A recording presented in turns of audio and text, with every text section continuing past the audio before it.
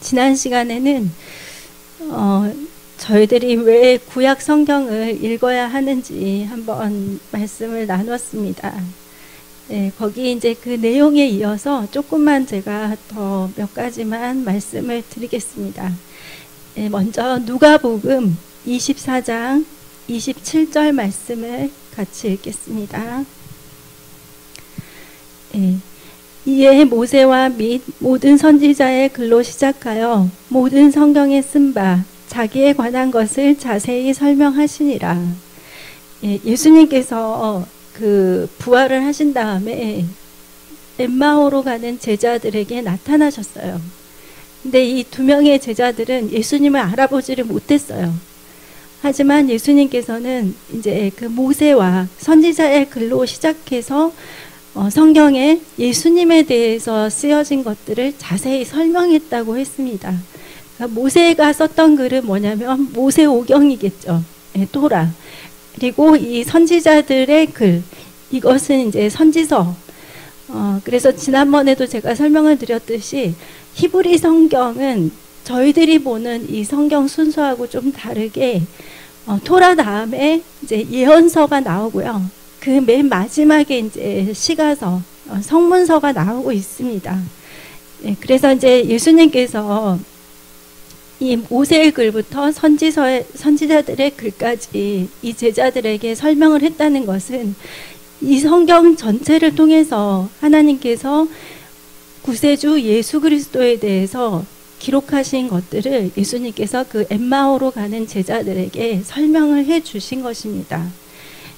그래서 이제 이 제자들은 심령이 다시 뜨겁게 변화되게 되었죠. 그래서 자신들이 가던 길을 다시 돌이켜서 이제 예루살렘으로 다시 돌아갔습니다. 그래서 이 신약 성경을 보면은 구약에 이 방금 말씀드렸던 이 토라와 예언서와 그리고 성문서 이 세 곳에서 인용을 하고 있는데, 첫 번째 이제 뭐 모세오경에서는 약 94회 정도를 신약 성경에서 이렇게 인용을 했고요. 그리고 선지서에서는 약 99회, 그리고 성문서에서는 85회를 인용을 했습니다. 그러니까 신약 성경이 많은 부분이 이 구약 성경과 연결이 되어 있고, 예수님께서는 또 그걸 가지고 제자들에게 설명을 하셨죠. 그거에 대해서 이제 또 말씀하신 게 누가복음 11장 51절에 나오고 있습니다. 곧 아벨의 피로부터 제단과 성전 사이에서 죽음을 당한 사가랴의 피까지 하리라. 내가 너희에게 이르노니 과연 이 세대가 담당하리라. 예수님께서 이제 이 아벨로부터 사가랴까지를 말씀하셨는데, 아벨은 창세기, 그러니까 성경의 맨 첫 번째 책에 나오는 순교자이죠. 이 사람이 첫 번째 순교자이고, 그 다음에 이 사가랴는 맨 마지막, 그러니까 구약의 맨 마지막에 나오는 순교자예요. 그러니까 저희는 역대상하가 그 중간에 들어있지만 이 히브리 성경에서는 이 역대상하는 맨 마지막에 있거든요. 그래서 이 맨 마지막 책에 보면 역대하 24장 20절에 이 사가랴에 대해서 말을 하고 있는데, 사실 성경에 보면은 이제 여호야다의 아들 사가랴로 나와 있습니다. 그런데 이제 예수님께서는 바가랴의 아들 사가랴로 이렇게 말을 하고 계시는데, 그 당시 사람들은 이거를 다 알아들었어요. 그러니까 저희들은 이제 구약 성경을 보면은 이 사가랴가 여호야다의 아들이다 이렇게 생각을 해서 그거에 대한 이제 논란들도 많이 있지만, 이 여호야다의 이름을 이제 히브리어로 이렇게 보면은 뜻이 여호와께 복을 받은 자, 주께 복을 받은 자, 이렇게 해서 히브리어로 하면은 바라크 야라고 해요. 그래서 이제 이거를 바가랴 이렇게 해서 이 여호야다의 별명이 이제 바가랴라고 하는데, 그래서 이제 그 당시에 사람들은 예수님께서 아벨의 피로부터 사가랴의 피까지 이렇게 말을 했을 때 다 잘 그 내용을 이해를 했습니다. 그래서 이제 그 요지는 뭐냐면, 예수님께서 이 구약 성경 전체를 하나님의 말씀으로 인용을 하셨다는 것입니다. 그래서 구약 전체를 예수님께서는 하나님의 말씀으로 인정을 하셨고, 예, 그것을 가지고 그 당시에 사람들에게 말씀을 전달을 했습니다. 예, 그러면 이제 또 그 의문점을 또 저희들이 가질 수 있는 것이, 그러면은 그렇게 수천 년이나 된 그 구약 성경이 뭐 지금 내가 성경도 갖고 있고 서점에도 많은 성경들이 있지만 그 성경이 올바른 하나님의 말씀인지 어떻게 확신할 수가 있느냐, 이제 이런 의문을 가질 수 있는데요. 이제 학자들은 많은 증거들을 제시를 하고 있어요. 예, 그래서 첫 번째 이제 저희들이 좀 설명을 제가 드리면, 이 성경을 기록한 사람들을 서기관이라고 하잖아요. 근데 이제 저희들이 알기로는 이제 예수님께서 뭐 서기관과 바리새인들 이렇게 항상 말씀하시면서 그들은 좀 잘못된 사람이다, 이제 이렇게 말씀을 하셨기 때문에 저희들이 생각하기에는 서기관도 진짜 나쁜 사람들이고 바리새인들도 다 정말 나쁜 사람들이고 이렇게 생각할 수가 있는데, 예수님께서는 또 이 마태복음 5장 20절에 너희 의가 서기관과 바리새인보다 더 낫지 못하면 결코 천국에 들어가지 못하리라고 하셨습니다. 그러니까 이들의 그 종교적으로 하나님을 섬겼던 그런 부분에 대해서는 예수님께서 지적을 하셨지만, 하나님에 대한 그 열정에 대해서만큼은 예수님께서도 좀 인정을 하신 거예요. 그래서 이 서기관들이 이 토라를 기록을 할 때는 9가지의 엄격한 규칙을 지키면서 그 토라 하나를 쓰는데 약 1년에서 3년이 걸렸다고 해요. 그러니까 토라는 창세기부터 신명기까지거든요. 근데 그거를 1년에서 3년에 걸쳐서 정말 정성스럽게 이거를 기록을 했다는 것입니다. 예, 그래서 그거를 기록하기 위해서는 그 양피지, 그러니까 양의 가죽으로 만든 그 종이의 역할을 했던 것인데, 그거는 정결한 그 가죽을 꼭 준비했어야 됐고, 그리고 성경을 기록하기 전에는 반드시 목욕을 해야 되고, 예, 정결례식. 그리고 또 이 기록을 할 때는 또 빨리 기록을 하면 안 된다고 해요. 천천히 꼭 기록을 해야 되고, 그리고 한 사람이 기록을 하면 나머지 2사람은 이것이 정확하게 기록이 되었는지 검증을 해야 된다고 해요. 그러니까 혼자서 이거를 이렇게 써내려간 것이 아니라 주위에서 검증을 하고 이거를 같이 확인하면서 이런 과정들을 거쳐가지고 기록을 했습니다. 그리고 기록하다가 틀리면 다시 시작해야 되는데 또 다시 목욕을 하고 와야 되고, 네, 그래서 이 사람들은 정말 이 하나님의 말씀을 정말 하나님이 주신 그 말씀이라고 생각을 해서 너무너무 소중하게 생각을 했어요. 그래서 이 토라를 만약에 뭐 떨어뜨리거나 바닥에 놓거나 그러면은 3일간 또 금식을 해야 되고 또 이런 엄격한 것들이 있었고, 예, 그리고 또 여기에서 이제 또 굉장히 흥미로웠던 것은 이 토라를 인격으로 대했다는 거예요. 예, 그래서 토라를 이제 계속해서 보고 또 보고 그러면 낡을 수가 있잖아요. 그래서 이제 그 구실을 잘 못하게 되면 이제 어디 서고나 어디 창고 같은데 잠깐 넣어놨다가 그것들이 여러 개가 모아지게 되면은 무덤을 만들어줬어요. 토라 무덤. 예, 그래서 그만큼 이 서기관들은 자신들이 이 성경을 기록하고 이거를 보존하는 역할을 하는 거에 대해서 굉장한 자부심이 있었고, 그리고 이것을 단순히 책 아니면 나는 그냥 베껴 쓰는 사람 이렇게 생각하는 것이 아니라 살아계신 하나님의 말씀이라고 믿었기 때문에 조금이라도 틀려서는 안 된다는 그 열심과 자부심이 있었어요.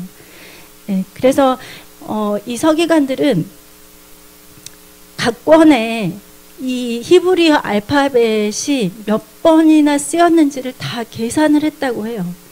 그리고 또 모세오경을 딱 펼쳤을 때 처음부터 끝까지 이렇게 다 글자 수를 계산을 해가지고 한가운데 있는 글자는 무엇인가 이제 그런 것까지 확인을 하고, 그것뿐만이 아니라 또 히브리 그 성경 전체 이거를 또 다 이렇게 일일이 다 파악을 해서 가장 중앙에 오는 글자가 무엇인지 이제 이런 것들을 다 파악을 했다고 해요. 그래서 이 히브리어를 이렇게 좀 보면은 점 하나 때문에 뭔가 의미가 달라지고 이런 부분들이 있거든요. 그러니까 한 사람이 이렇게 그냥 쓰고 끝내는 것이 아니라 옆에서 계속해서 검증을 이렇게 해 나갔다는 것입니다. 그래서 우리가 보고 있는 이 성경이 그렇게 이제 하나님의 감동을 받은 사람들을 통해서 이렇게 쓰여지긴 했는데 또 이것이 전달을 될 때 이렇게 확실한 책임감을 가지고 했던 그 서기관들에 의해서 이것이 기록이 되었다는 것입니다. 그래서 이제 그 성경이 저희들이 보고 있는 성경들이 이렇게 많이 인쇄가 되었을 때 1947년도에 이제 사해 사본이 발견이 됐어요. 그 사해를 중심으로 해가지고 그 주변 이렇게 여러 곳에서 여러 권의 이제 이 양피와 파피루스에 기록한 약 700여 점의 그 두루마리들이 발견이 되었는데 너무 놀라웠던 거는 그 박물관에 그 당시에 이것이 가장 오래되었다 하고 보관해놨던 사본보다도 이 사해 사본은 100년이나 더 오래된 사본이었어요. 근데 너무나 놀랍게도 그 당시에 보고 있는 모든 성경들하고 다 비교를 했을 때 사해 사본의 내용도 거의 다 동일했다는 거예요. 그래서 이 성경학자들은 여러 번의 그런 그 검증을 거쳐서 그리고 또 이렇게 비교하고 서로 또 다른 언어들끼리도 서로 이렇게 비교하고 분석을 하면서 또 번역들을 여러 가지를 이렇게 같이 해서 성경의 정확도를 잘 이렇게 설명을 하고 있습니다.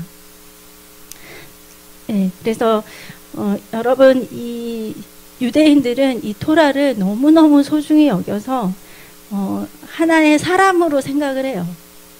그러니까 우리 집에 성경책이 하나 있다. 그러면은 그냥 사람이 한 분 더 있는 거예요.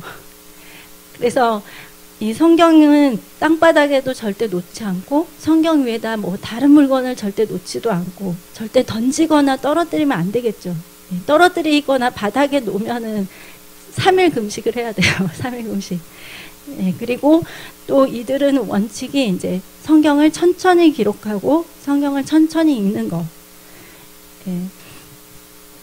근데 이제 제가 좀 권해드리는 거는 천천히 읽는 것도 필요하고 그리고 성경 전체를 일단은 빨리 보는 것도 굉장히 중요하다는 거예요. 계속해서 창세기 계속 읽으면 안 되잖아요.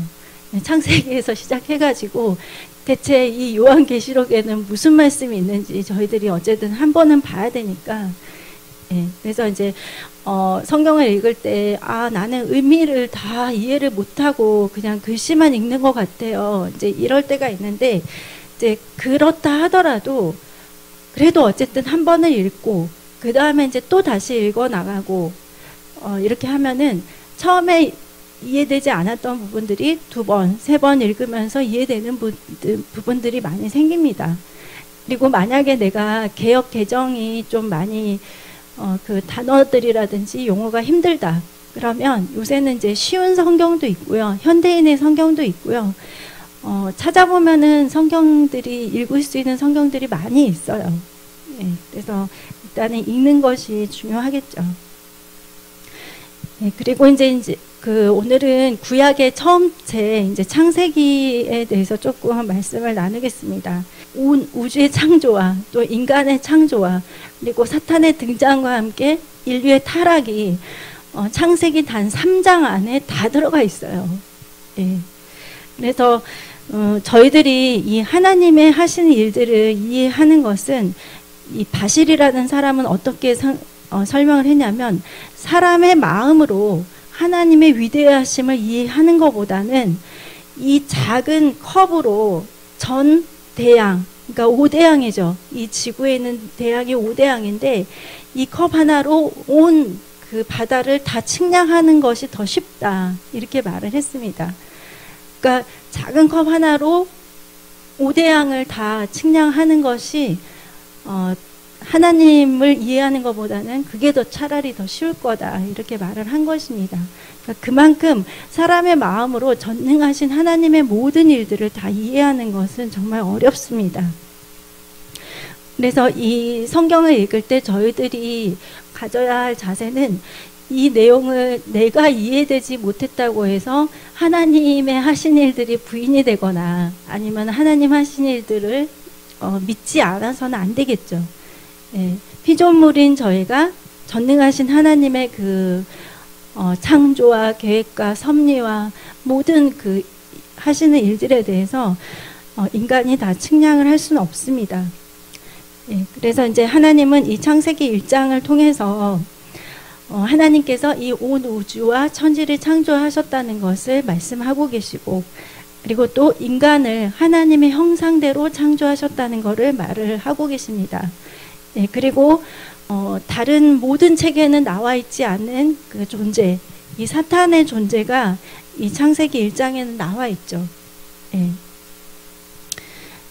그래서 이제 저희들이 하나님께서 이 천지를 창조하실 때 모든 것을 다 말씀으로 창조하셨지만 인간만큼은 하나님이 흙을 취하셔서 직접 빚으시고 그리고 그 코에 생기를 불어넣어서 살아있는 생명이 되게 하셨죠. 살아있는 영적인 존재, 생명이 되게 하셨습니다. 그래서 이제 사람은 정말 다른 어떤 동물이나 피조물하고는 정말 다른 특별한 존재로 만들어져 있는데, 그러면 이제 이 사람이 동물과 다른 점들이 무엇인가 한번 말씀을 드리면, 첫 번째, 사람은 동물의 지성을 능가하는 그런 지성을 소유하고 있습니다. 그러니까 하나님이 사람에게 주시는 지적인 능력은 동물들이 단순히 이렇게 반복적으로 습득할 수 있는 그런 습관이라든지 어떤 행동을 뛰어넘는 그런 것들이 있다는 것입니다. 그래서 사람은 자기 자신과 주위 환경에 대해서 인식을 할 수 있고, 그리고 사람은 무엇인가를 창조할 수 있는 그런 창조적인 능력이 있습니다. 그러니까 음악을 만들어내죠, 사람들은. 또 건축을 하고, 또 뭔가 일들을 계획을 하고, 또 미술을 하면서 미술 활동을 하면서 예술적인 그런 부분들도 있고, 그리고 또 사람은 또 생각을 하죠. 예, 그래서 이런 하나님께서는 사람에게만 주실 수 있는 그 지적인 능력을 우리에게 넣어주셨다는 거. 예, 그리고 또 사람은 자신의 유한성을 깨닫고 하나님의 그 무한한 부분에 대해서 또 인식할 수 있게 하나님이 만들어 주셨습니다. 예, 그리고 두 번째는 사람은 또 도덕적인 양심을 소유하고 있습니다. 예, 그러니까 하나님 안에 있는 사람들은 무엇이 옳고 그른지를 알 수가 있죠. 그러니까 하나님이 처음에 이 모든 것들을 다 아담과 하와에게 넣어주신 것이에요. 그리고 세 번째는 사람은 그 속에 초자연적인 역량을 가지고 있는데, 어떤 초자연적인 역량이냐면 하나님과 교통할 수 있는 영적인 특별한 존재로 하나님이 만드셨다는 것입니다. 그러니까 사람은 하나님의 임재를 체험할 수가 있어요. 하나님과 교통할 수가 있고, 하나님과 대화할 수가 있고, 하나님의 뜻을 내가 깨달아 느낄 수 있고 알 수가 있고, 그리고 마지막으로 이것이 이제 가장 창조된 우리 인간들에게 있어서 하나님이 주신 가장 특별한 것인데, 바로 자유의지를 갖는다는 것입니다. 예, 그러니까 하나님은 사람을 로봇으로 만들지 않으셨기 때문에 이 자유의지를 가지고 내가 예수를 구주로 영접할 수도 있고 내가 거절할 수도 있어요. 하나님 말씀이 왔을 때 내가 순종할 수도 있고 불순종할 수도 있어요. 그리고 또 내가 하나님을 찾을 수도 있고 찾지 않을 수도 있어요. 예, 그래서 하나님께서는 이렇게 예 아니면 아니요 라고 답변할 수 있는 능력을 우리 사람에게 주셨는데, 하나님은 우리가 이 자유의지를 가지고 자원하여서 하나님을 선택하기를 원하시죠. 말씀이 왔을 때 순종하기를 원하시고, 그리고 하나님을 사랑하기를 원하십니다. 예, 하나님이 우리를 벌 주시고 나는 그냥 지옥 가기 싫으니까 하나님을 선택하고 이게 아니라 세상의 그 어떤 것보다도 나는 하나님을 더 사랑하기 때문에 이제 하나님 말씀을 따라가고 하나님께 자원하여서 이렇게 나아가기를 원하시는 것입니다. 그런 사람들에게 이제 사탄이 찾아왔죠. 예, 하나님하고 잘 지내고 있는 사람에게 사탄이 와서 한 가지 이제 그 의문점을 이렇게 딱 던졌어요. 사탄이. 예, 창세기 3장 1절에 뱀이 여자에게 물어 이르되 하나님이 참으로 너희에게 동산 모든 나무의 열매를 먹지 말라 하시더냐, 이렇게 사람들에게 딱 질문을 던졌습니다. 그러니까 하나님 말씀에 대해서 어떤 의심을 줬고요, 의구심을 줬고, 그리고 그거에 대해서 이제 당연한 말씀인데도 불구하고 하나님이 절대로 그 선악을 알게 하는 나무의 열매를 먹지 말라는 것은 당연히 내가 지켜야 할 하나님의 말씀인데도 불구하고 사탄은 하나님이 정말 그랬어? 하나님이 참으로 너에게 그렇게 말씀하셨어? 이렇게 하면서 의심을 주고 신뢰를 하지 못하게 만들고, 그리고 나서 이제 창세기 3장 4절에 너희가 결코 죽지 아니하리라 이렇게 말을 하면서 하나님 말씀에 대해서 부정하게 만들었습니다. 예, 하나님은 반드시 죽으리라고 하셨는데 이 사탄은 아니야, 너희들은 죽지 않을 거야 이러면서 너희들은 그거를 먹게 되면 하나님처럼 될 수 있어, 이렇게 해서 불순종을 선택을 하게 만들었습니다. 예, 그래서 저희들은 아담과 하와를 이렇게 생각을 하면서 내가 하와였으면 절대로 안 속지 이렇게 생각을 할 수가 있는데, 사실 하나님은 하루에도 몇 번을 저희들에게 말씀을 주시죠. 예, 그 말씀이 우리에게 올 때 우리가 말씀을 선택하는지 아니면 그냥 내가 내 생각대로 하는지, 예, 그거를 한번 또 살펴볼 필요가 있습니다. 예, 그래서 이제 이 한 사람의 순종하지 않음으로 인해서 많은 사람들이 죄인이 되었죠. 예, 아담과 하와의 그 불순종으로 인해서 전 인류에게 이런 죄가 들어오게 되었고, 그래서 하나님과 분리가 되고 말았습니다. 예, 그리고 이제 이 아담과 하와의 세대를 지나서 그 아래의 다음 세대에서는 죄가 더욱더 더 진척이 되었어요.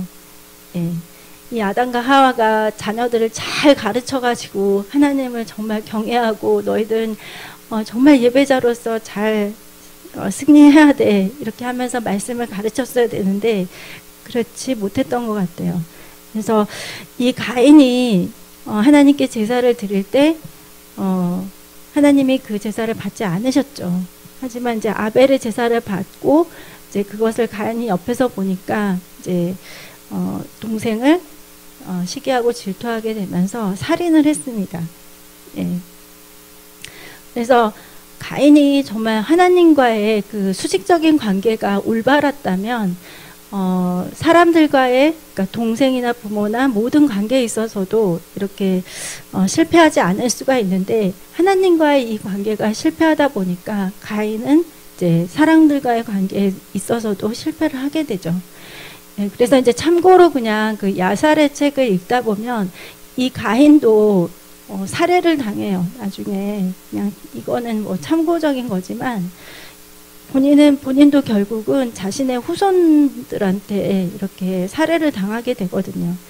그래서 우리는 이렇게 하나님과의 관계를 올바로 잘 해 나아가고, 그리고 또 내가 성령으로 충만할 때 그 모든 다른 부분에 있어서도 관계가 잘 이루어지고 모든 부분에 있어서 하나님의 도우심이 함께한다는 거 알 수가 있습니다. 이렇게 해서 이제 이 가인의 세대들이 또 땅에 가득 차게 되고 죄가 관영하게 되다 보니까 홍수 심판이 이제 오게 됩니다. 근데 이제 하나님은 또 갑작스럽게 모든 사람들을 다 멸망시킨 것이 아니라 노아로 하여금 이 방주를 만들게 하면서 또 그 심판에 대한 예고를 많은 사람들에게 다 하게 하시거든요. 그런데 사람들은 하나님의 말씀보다는 자신의 뜻대로 행하기를 택했습니다. 그래서 하나님께 순종했던 사람들은 이제 구원을 얻었지만 불순종했던 사람들은 하나님께 심판을 받게 되었습니다. 예, 그래서 저희들도 말씀이 올 때 항상 순종으로 나아가야 됩니다. 그러니까 저도 이렇게 교회에서 수요 예배 드리고 금요 철야 예배 드리고 주일날은 이제 1, 2부 드리고 3부도 드리잖아요. 그리고 새벽 기도도 목사님께서 날마다 말씀을 주시거든요. 그러니까 저희들이 사실 말씀이 부족하지 않아요. 예, 수요 예배나 뭐 주일 예배 때 목사님이 한 가지에 대해서 말씀을 하시면 첫째, 둘째, 셋째, 넷째, 다섯째 이렇게 해서 정말 많은 것들을 말씀을 하시는데 사실은 내가 그 말씀대로 살지 못하는 게 문제지 우리에게 결코 말씀이 부족하진 않습니다. 그래서 저희들은 말씀이 올 때 순종으로, 그래서 하나님과 순종의 사람들이 하나님과 올바른 사귐을 가질 수가 있습니다. 예. 근데 이제 그 불순종으로 그리고 하나님 말씀을 떠나는 삶 속에서는 하나님과 올바른 관계를 갖기가 어렵죠. 그러다 보면은 다른 삶의 부분들도 이게 잘 풀려지지가 않아요. 예.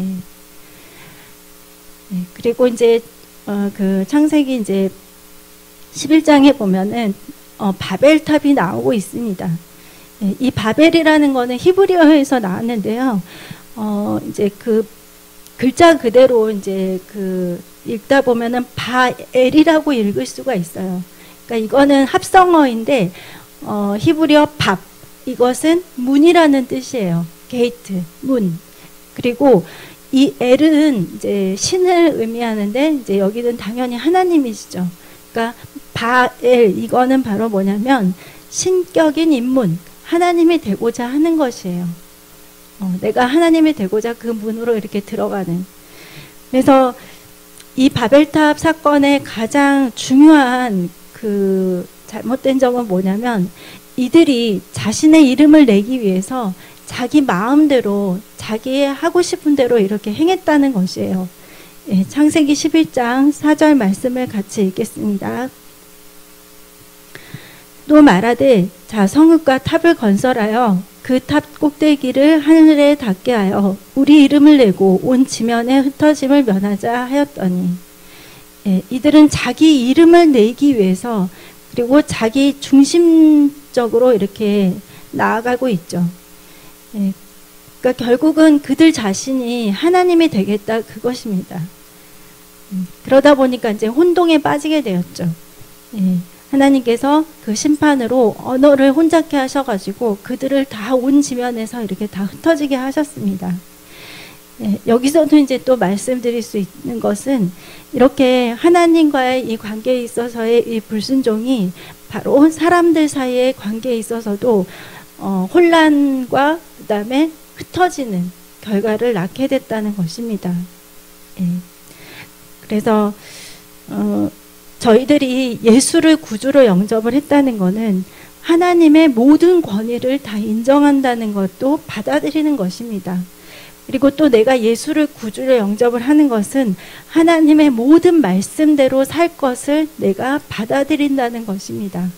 그리고 또 하나님이 나의 삶의 주인이 되신다는 것을 내가 받아들이는 것이죠. 예. 그래서 이것을 인정하고 이렇게 하나님 말씀대로 살아야 되는데 그렇지 못할 때 이제 바벨탑 사건 같은 일들이 일어나게 되는 것입니다. 예. 그래서 예수를 믿고 있으면서도 우리가 주인이 돼서는 안 되겠죠. 예. 우리는 분명히 나의 삶의 주인은 이제부터 하나님입니다. 하나님이 내 삶을 주관하셔야 됩니다. 이렇게 우리는 이미 하나님 앞에 선언을 했기 때문에 저희들은 하나님이 우리 삶의 주인이 되는 그런 삶을 살아야 됩니다. 그리고 저희들이 이제 주의 종, 뭐 하나님의 종 이렇게 말을 할 때 이 종이라는 신분은 주인이 있다는 뜻이거든요. 그리고 종에게 있어서 가장 중요한 것은 주인의 뜻을 따르는 그 순종이 가장 중요하죠. 그래서 저희들은 하나님의 이렇게 말씀을 보내주셨고 또 저희들을 자녀 삼아주셨고 그리고 항상 우리는 하나님 돌보은 가운데 있잖아요. 네, 그러니까 저희들은 하나님을 나의 삶의 주인으로 모시고, 그리고 하나님이 말씀을 나에게 보내주실 때 이렇게 순종으로 나아가야 하겠습니다. 또 이 추수감사 주일인데 정말 저도 돌이켜 봤어요. 근데 정말 감사할 것밖에 없더라고요. 그래서 그리고 이제 목사님께서 계속 강조를 하시잖아요. 기도량을 채우시라. 그리고 정말 하나님께 매달려야 된다. 기도해야 된다. 그러니까 여러분, 하나님 안에서 시간을 많이 보내세요. 그러니까 그것이 찬양을 하는 시간일 수도 있고, 예배의 시간일 수도 있고, 기도의 시간일 수도 있고, 말씀을 읽는 시간일 수도 있는데, 하나님은 인격이 하나님이시기 때문에 저희들이 하나님과 함께하는 그 시간 속에 하나님께 초점을 맞추기를 원하세요. 그러니까 내가 나는 교회는 하루 종일 와 있어. 근데 나는 항상 생각이 딴 생각으로 이렇게 가득 차 있으면 하나님이 그걸 모르시겠어요. 사람은 이제 속일 수 있겠지만 하나님은 그 중심을 다 아시기 때문에 하나님은 좀 서운하실 수도 있어요. 기도한다고 예배 드린다고 앉아 있는데 계속해서 내 마음은 딴 생각이 있고. 그러니까 어떻게 보면은 이 기도는 목사님께서 질이 아니고 양이라고, 정말 많이 하라고 이렇게 말씀하시는 것이, 그러니까 하나님 안에서 많은 시간을 보내시라는 것이죠. 말씀을 읽든 기도를 하든 찬양을 하든 무엇을 하든 예배를 드리든 하나님께 더욱더 집중하고 하나님과 더 많은 시간을 함께 보내고, 그럴 때 또 놀라운 하나님의 또 기도의 응답과 하나님의 역사심이 있을 줄 믿습니다. 기도하겠습니다.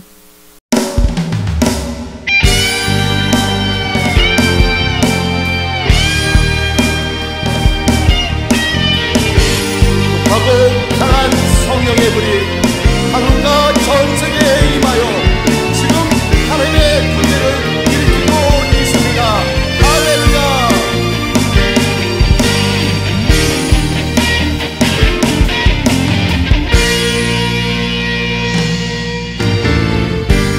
성령의 강한 불길로 한국이 타오르게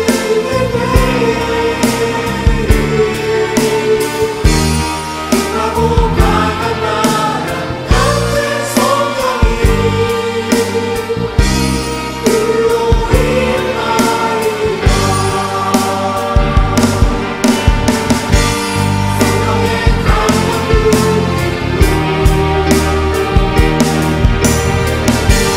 세계가 타오르게